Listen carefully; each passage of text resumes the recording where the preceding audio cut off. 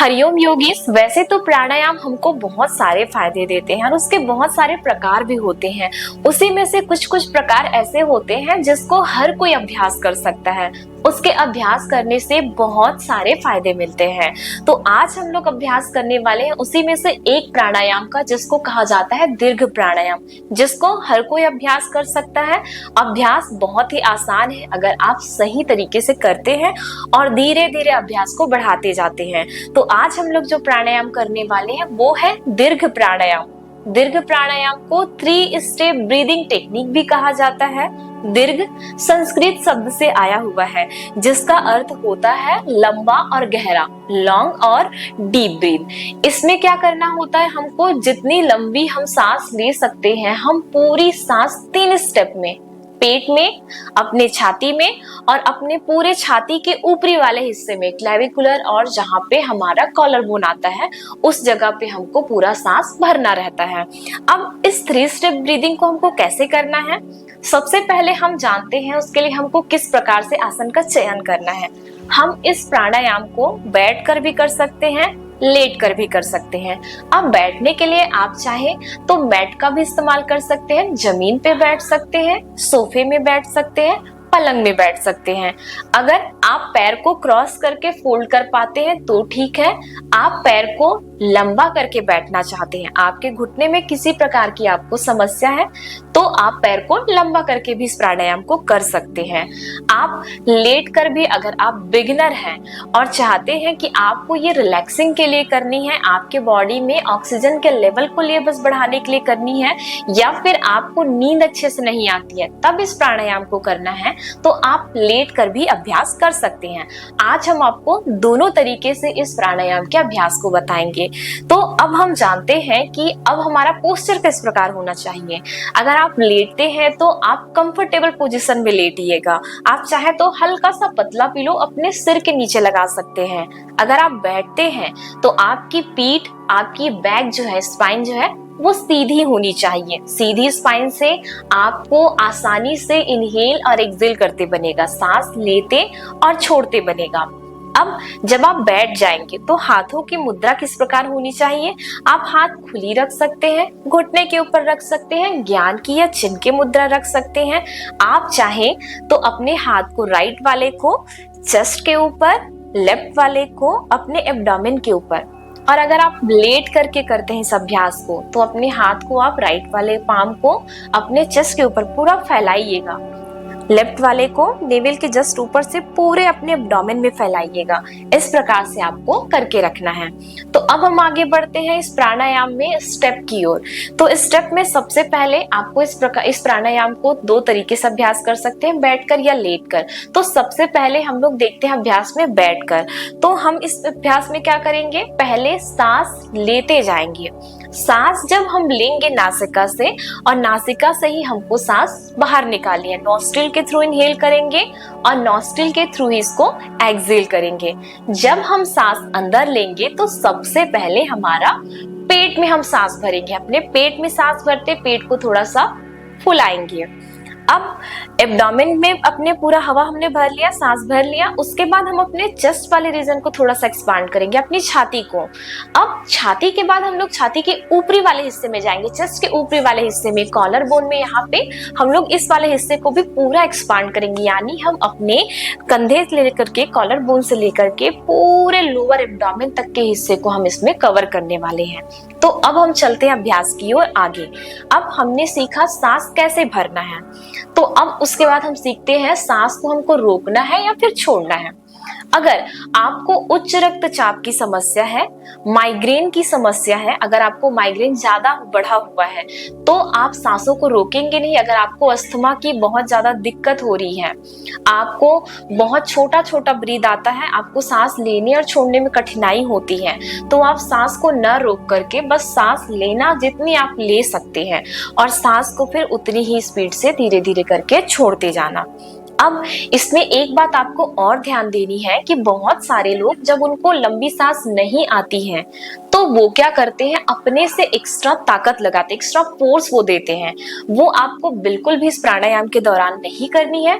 आपको नेचुरली प्राकृतिक रूप से जितनी आप सांस अंदर ले सकते हैं अपनी शारीरिक क्षमता के हिसाब से आपको उतनी सांस अंदर लेनी है, और जितनी सांस आप धीरे धीरे छोड़ सकते हैं उतनी आपको सांस छोड़नी है। अब सांस छोड़ने का क्रम कैसा होना चाहिए? आपने एब्डोमेन में भरा, चेस्ट में भरा, फिर आपके कॉलर बोन वाले रीजन में अपर चेस्ट में हपाए।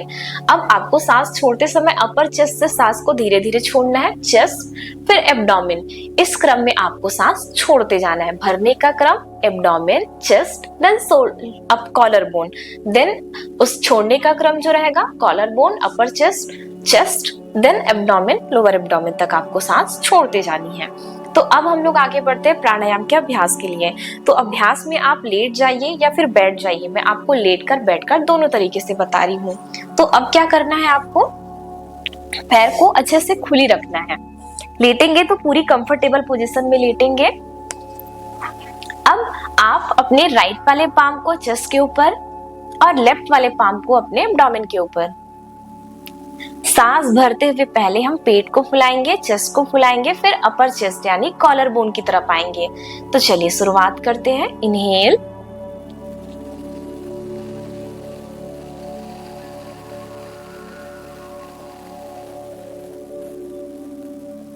एक्सेल,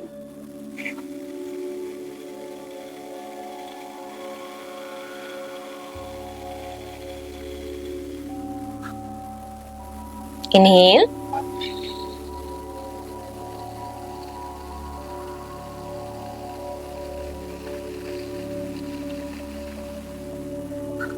exhale,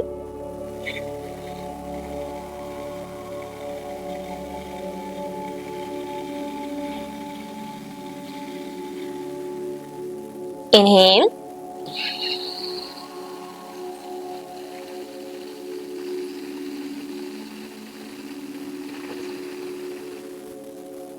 exhale,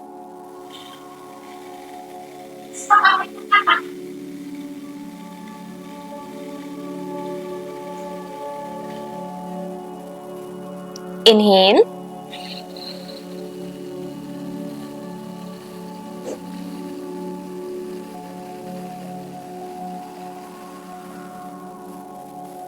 exhale,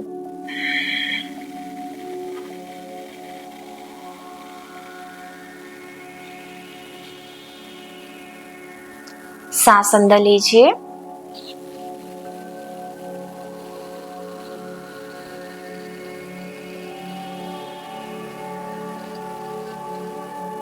सांस बाहर छोड़िए।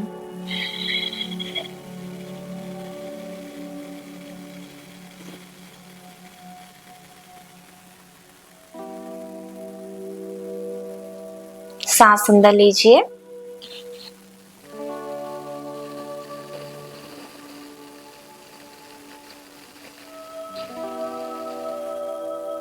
सांस बाहर छोड़िए।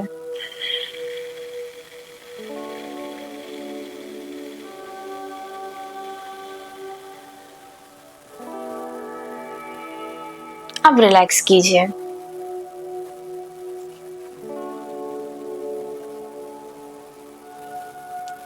धीरे से दोनों पैर को मोड़ लीजिए, लेफ्ट की ओर करवट लीजिए। करवट लेने के बाद सांसों की गति पूरी सामान्य होने दीजिए। अब धीरे से उठ करके बैठेंगे।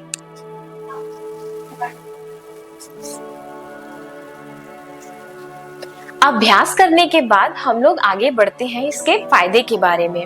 हम जब डीप इनहेल और डीप एक्सहेल करते हैं यानी दीर्घ प्राणायाम जब हम करते हैं तो इससे क्या करते हैं, हम अपने पेट के सभी ऑर्गन्स को, चेस्ट के सभी ऑर्गन्स को, चेस्ट के ऊपरी हिस्से के सभी अंगों को, सभी संरचनाओं को हम अपनी श्वसन प्रणाली में उपयोग करते हैं। यानी उसको इनहेल करते हुए एक्सपांड करते हैं, एक्सहेल करते हुए रिलैक्स करते हैं। इससे क्या होता है, जब हम पूरी सांस लेते हैं और पूरी सांस छोड़ते हैं तो हमारे लंग्स की कैपेसिटी बढ़ती है, हमारे फेफड़े की क्षमता बढ़ती है, हमारे हृदय की क्षमता बढ़ती है, हमारा हार्ट अच्छे से पंप कर पाता है ब्लड को दूसरे संरचनाओं तक। अब इसके अलावा जब हम पेट को पूरा फुलाते हैं और पूरा पचकाते हैं तो इससे हमारे सभी एब्डोमिनल ऑर्गन की मसाज होती है, हमारे पाचन की क्षमता सुधरती है, चयापचय की क्रिया बहुत अच्छे से होती है। अगर आपको उच्च रक्तचाप की समस्या है, ब्लड प्रेशर आपका बार बार बढ़ता या घटते रहता है, या फिर जिनको लगातार उच्च रक्तचाप की समस्या होती है, तो आप जब डीप इनहेल और डीप एक्सहेल करते हैं यानी फुल्ली यौगिक ब्रीथ करते हैं, दीर्घ प्राणायाम को करते हैं, तो आपकी ब्लड प्रेशर जो है वो धीरे धीरे सामान्य स्तर में आने लगती है। उसके अलावा अगर आप माइग्रेन से जूझ रहे हैं, आपको माइग्रेन के अलावा थायराइड की भी समस्या है, हाइपोथायराइडिज्म है, थायराइड अच्छे से फंक्शन नहीं करता, आपको उसके कारण और दूसरी समस्याएं हैं, मन में तनाव है, चिंता है, आप किसी चीज में ध्यान लगाना चाह रहे हैं, आपका ध्यान बार बार भटक रहा है, आपको बार बार थकान लग रही है, आपके शरीर में ऑक्सीजन की कमी है, आपको कुछ भी चीज याद रखने में परेशानी हो रही है, तो इन सभी समस्याओं में भी दीर्घ प्राणायाम आपको बहुत मदद करेगा। अब इसके अलावा हम लोग जानते हैं कि दीर्घ प्राणायाम हमारी और किस चीज में मदद करता है। प्राचीन समय में दीर्घ प्राणायाम का उपयोग लंबी सांस लेने और छोड़ने के लिए जब होता था तो इससे उम्र क्या होता था, हमारा बढ़ता था, हम दीर्घायु होते थे, हम लंबे समय तक जीते थे और स्वस्थ रहते थे। ये हमारी रोग प्रतिरोधक क्षमता को भी बढ़ाता है, साथ ही आपके मूड को अच्छे बनाए रखता है। आपको अगर अनिद्रा की भी समस्या होती है तो ये अनिद्रा की समस्या को भी दूर करता है। अगर आपको एपनिया की भी समस्या है, रात में अचानक से आपका सांस बंद हो जाता है, आपको सांस लेने में कठिनाई हो जाती है सोते समय, तो भी आपको इन समस्याओं में ये लाभ दिलाएगा। और इसके अलावा अगर हम देखते हैं पूरे शरीर में, तो पूरे शरीर में ऑक्सीजन की लेवल जब अच्छे से करता है, ब्लड में ऑक्सीजन का लेवल हमारे शरीर में पोषक तत्वों को भी बहुत अच्छे से पहुंचाता है। पोषक तत्व और ऑक्सीजन जब हमारे शरीर में अच्छे से पहुंचता है तो हमारी स्किन जो होती है वो हेल्दी बनती है, साथ ही आपके स्किन के साथ साथ आपकी मांसपेशियां, जॉइंट, सारे शरीर को स्फूर्ति मिलती है, आपका शरीर एक्टिव होता है।